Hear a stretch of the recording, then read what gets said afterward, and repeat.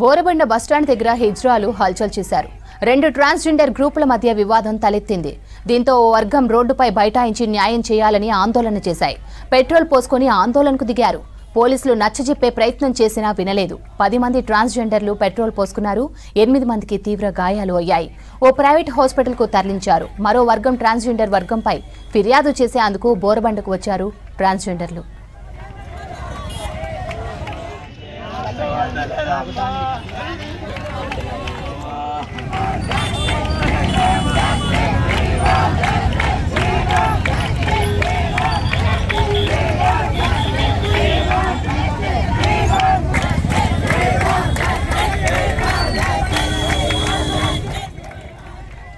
Borabanda bus stand దగ్గర హిజ్రాలు హల్చల్ చేశారు.